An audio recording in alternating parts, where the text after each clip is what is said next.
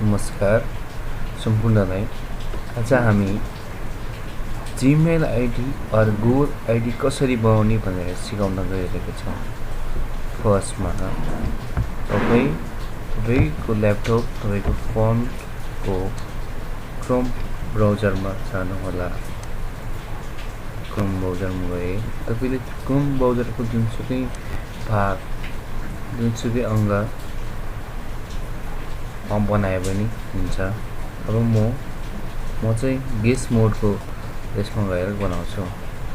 अब त्यसपछि तपाईले यसमा google.com भनेर क्लिक गर्नुहोस्। google.com भनेर सर्च गर्नुहोस्। google.com आएपछि त्यसपछि तपाईले गुगल आइडी को लागि सिधै साइन इन गर्न नि सकिन्छ। यदि यस्तो बटन नआएको अवस्थामा तपाईले gmail.com भनेर थिच्नु होला। gmail.com भनेर थिच्दा तपाईले यति धेरै अप्सनहरु आउन सक्छन्। तर अहिले हामी जीमेल बनाउन गइरहेछौँ। तपाईले सिधै इन्टर मात्र थिच्नु होला र तपाईले यहाँ क्लिक गर्नु होला।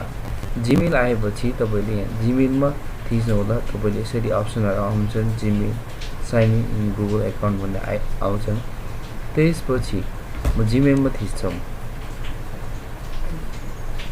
अब जीमेलमा गएपछि तपाईलाई यो चाहिँ कुनै संस्थाहरूले पेड भर्जन मात्र पाइन्छन्। फरवर्क भने चाहिँ कुनै पनि संस्थाहरूले एउटा आफ्नो कम्पनीको लागि अब आफ्नै ब्रान्डको लागि चाहिँ गर्ने चाहिँ यो हो।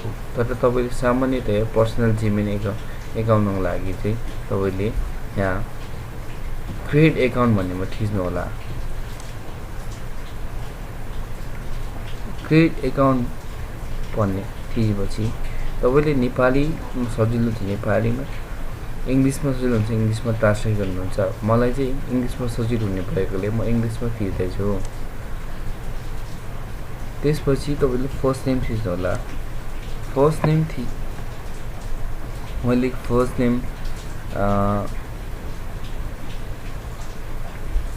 नेम थिचे मैले फर्स्ट नेम मैले राखे। आफ्नो फर्स्ट नेम राख्दै छु सुमन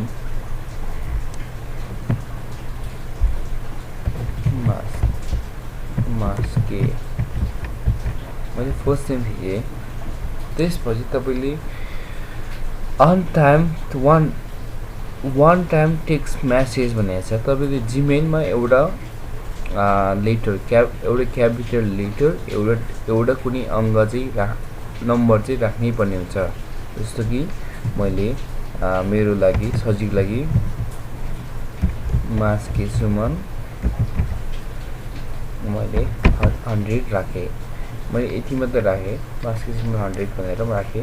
अब मैले पासवर्ड पनि त्यही राखे। पासवर्ड चाहिँ नर्मली तपाईले के गर्नुहुन्छ नि के गर्नु त बेस हुन्छ भने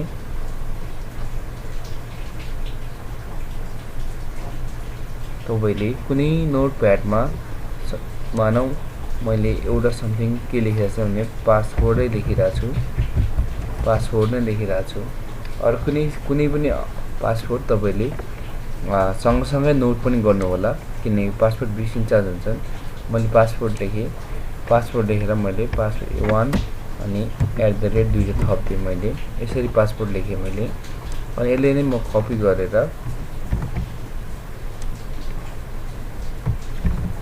यहाँ हालिदिन्छु अनि त्यही पासवर्ड म यही हालिदिन्छु। तपाईले यो पासवर्ड कपी गर्नै पर्छ भन्ने छैन। तपाईले डाइरेक्ट यसरी अघि मैले जसरी लेखे सो पासवर्ड छ अघि मैले जे पासवर्ड ल्याएँ चाहिँ सुरुको पासवर्ड र यहाँ पासवर्ड मिलाउनु पर्ने नै हुन्छ। त्यसपछि नेक्स्ट गर्नुस्।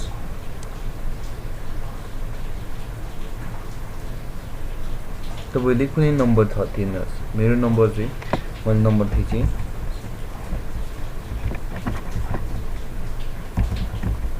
मैले एउटा नम्बर थिचे। तपाईले रिकभरी मेल तपाईले के गरे एकाउन्ट चाहिँ तपाईको बिग्रेको अवस्थामा एकाउन्ट बिग्रेको अवस्थामा तपाईको कुनै कसले रिकभर गर्ने भनेर कुनै एकाउन्ट माग्छन् त्यो थिच्न मिल्छ। यो चाहिँ अप्सनल पनि हो, तपाईले हाल्दा पनि हुन्छ नहाल्दा पनि हुन्छ। अब त्यसपछि गएर तपाईको डेट अफ बर्थ राख्नुहोस्, जस्तो कि मेरो 1995 राख्छु म। त्यसपछि तपाई कुन मन्थमा जन्मिनुभएको हो अनि त्यो अनि डेट पनि तपाईले राख्नु होला। यो चाहिँ तपाईको बर्थडे डेट अफ बर्थ हो। त्यसपछि तपाई मेल हुन्छ भने मेल राख्नुहोस्, फिमेल हुन्छ भने फिमेल राख्नुहोस् हैन। मेनली चाहिँ तपाईले आफूको आफैले डिस्क्राइब गरेर राख्नु होला। मैले मेल राखे। त्यसपछि the reason we ask information भनेछ। अब तपाईले सबै कुरा नेम सेम सबै किन तपाईँ पढ्न सक्नुहुन्छ, पासपोर्टहरु, birthday, gender, phone number, current email address, changing letter सबै पाउनुहुन्छ। त्यसपछि तपाईले अझै नेक्स्ट गर्नुहोस् फर्दर प्रोसेसको लागि। अब तपाईले तपाईको फोनमा भेरिफाईको लागि कोड आएको हुन सक्छ। तपाईले सिधै त्यो लिंकमा गएर थिच्दा हुन्छ। अनि मैले नि तपाईले अनि त्यसपछि एकचोटि एग्री गर्नुहोस्। हामी लगभग अन्तिममा पुग्न लागिसकेका छौं।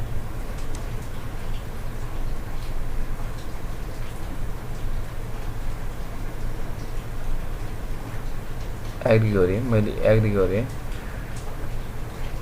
तपाईले जीमेल आईडी, तपाईले गुगल आईडी, इभन तपाईले एप्पल आईडी कसरी बनाउन सकिन्छ भनेर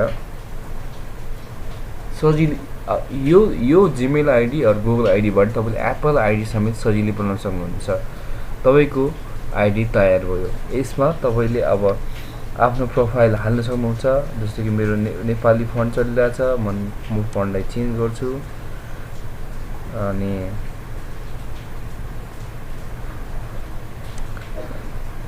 मेरो नेपाली फन्ट चलिरहेछ, मैले फन्ट चेन्ज गर्दिनु हुन्छ। यताबाट मैले फन्ट चेन्ज गर्दिनु मिल्यो। जस्तो कि अब मैले सबै सेटिङ हेर्नुहोस् भनेछ। म फन्ट चेन्ज गर्छु फर्स्टमा।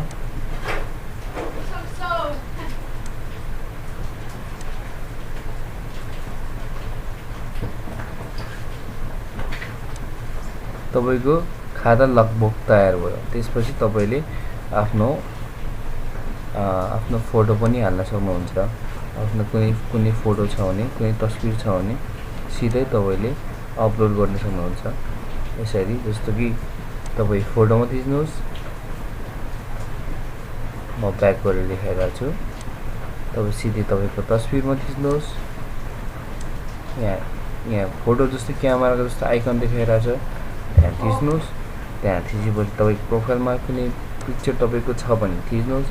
त्यसपछि तपाई सिधै गएर एउटा फोटो पिक गर्नुहोस्। मैले सामान्यतया मेरो फोटो छैन, म यो फोटो नै राख्छु। यो फोटोलाई मैले सेलेक्ट गरे, मेरो प्रोफाइल पिक अपलोड हुँदैछ। अनि मेरो लगभग जीमेल आईडी तयार भइसकेको छ। अब तपाईले चाहिँ यसले चाहिँ भेरिफाई गर्नुपर्ने हुन सक्छ। तपाईको एक नम्बरमा कोड आएको छ, मेरो नम्बरमा पनि कोड आएको छ। तपाईले मोबाइलको तर्फबाट अघिको पासपोर्ट, इमेल आईडी हानेर भेरिफाई गर्न सक्नुहुन्छ। अब तपाईले इनबक्स भनेको चाहिँ तपाईले अब यसमा चाहिँ नि इनबक्स भनेको चाहिँ तपाई कसै मेसेजहरु आएको छ भने इनबक्स भन्छ। त्यसपछि तपाईले कुनै मेसेज कसै लेख्नु छ भने यहाँ नयाँ सन्देश लेख्नुस् म जानुस्। अनि त्यसपछि तपाईले कसले प्रापक भनेको चाहिँ कसले पठाउन लागेको हो अनि त्यो मेसेज नै विषय लेख्नुस्। त्यसपछि तपाईले एकताको पठाउनुहोस्। आजलाई यति नै। यदि तपाईले गुगल आईडी, जीमेल आईडी र एप्पल आईडी कसरी बनाउने भनेर सिक्न खोज्दै हुनुहुन्छ भने तपाईले यो भिडियोमा कमेन्ट गर्नु होला, लाइक गर्नु होला। तपाई नयाँ हुनुहुन्छ भने सब्स्क्राइब गर्नु होला। आजलाई यति नै। Thank you so much.